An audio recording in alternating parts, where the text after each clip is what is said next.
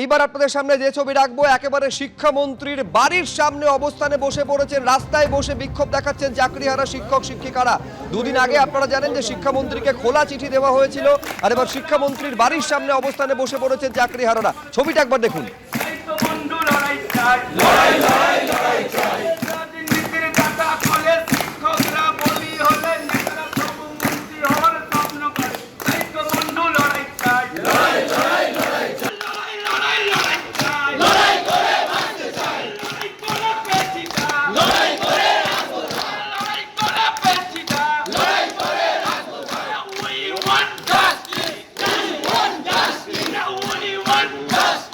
যে রাস্তার আমি বলছিলাম এই রাস্তাটা উনি বলেছিলেন, সেই রাস্তাতে গিয়ে আমরা কোনো পেলাম না, ফল পেলাম না। উনি বলেছিলেন যে 1% দিয়ে থাকে।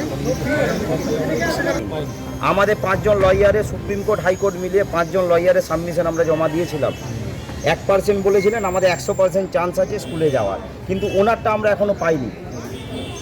আমাদের দাবি যে উনি ওনারটা প্রকাশ্যে আনুন, আর মাননীয় শিক্ষামন্ত্রী মহাশয়ের সামনেই যেহেতু হয়েছিল, না না প্রকাশ্যে আনুক না, আমরা চাই উনি সঙ্গে যেহেতু শিক্ষামন্ত্রী মহাশয় ছিলেন। একেবারে দেখতে পাচ্ছেন যে পুলিশের সঙ্গে এই মুহূর্তে কথাবার্তা চলছে। আমি সরাসরি কথা বলবো আমাদের প্রতিনিধি কৃষ্ণেন্দু অধিকারীর সঙ্গে। দুদিন আগে কৃষ্ণেন্দু চাকরিহারাদের তরফে খোলা চিঠি দেওয়া হয়েছিল শিক্ষামন্ত্রীকে, তারা কথা বলতে চান শিক্ষামন্ত্রীর সঙ্গে। আজকে দেখা যাচ্ছে যে তার বাড়ির সামনে রাস্তায় বসে পড়েছেন তারা। দেখো, চাকরিহারা যারা শিক্ষক শিক্ষিকা এবং শিক্ষাকর্মীরা, তার একদম শিক্ষামন্ত্রী ব্রাত্য বসুর যে কালিন্দির বাড়ি আছে, সেই বাড়ির আগে পর্যন্ত চলে গেছে এবং সেখানে প্রচুর পুলিশ মোতায়েন করা হয়েছে এবং শিক্ষামন্ত্রীর বাড়ির সামনে তারা অবস্থান করছেন, বিক্ষোভ করছেন এবং তারা দাবি করছেন যে তাদের স্কুলে ফেরাতে হবে। তুমি জানো যে 31 ডিসেম্বর পর্যন্ত যারা যোগ্য তাদের স্কুলে ফেরার ব্যাপারে একটা সুপ্রিম কোর্টের নির্দেশ আছে এবং সেই মতো স্কুল সার্ভিস কমিশন তাদের স্কুলগুলোকে জানিয়েছে। কিন্তু এই শিক্ষকরা যারা চাকরি হারিয়েছেন তাদের কিন্তু স্কুলে ফেরানো হয়নি এখনো পর্যন্ত।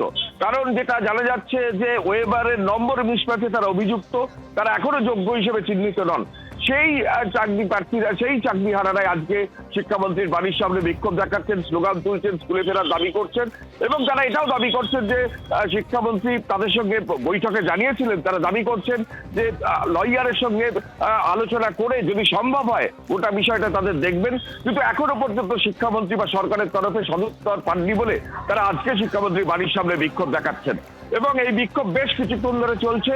ইতিমধ্যে তারা, তুমি জানো যে দীর্ঘ 1 মাস ধরে স্কুল সার্ভিস কমিশনের নিচে অবস্থান বিক্ষোভ চালাচ্ছিলেন, তাদেরই একটা অংশ আজকে একদম সরাসরি কালিন্দিতে শিক্ষামন্ত্রীর বাড়ির সামনে গিয়ে ধর্ণা অবস্থান এবং দাবি পূরণের জন্য স্লোগান তুলছেন। ধন্যবাদ কৃষ্ণেন্দু।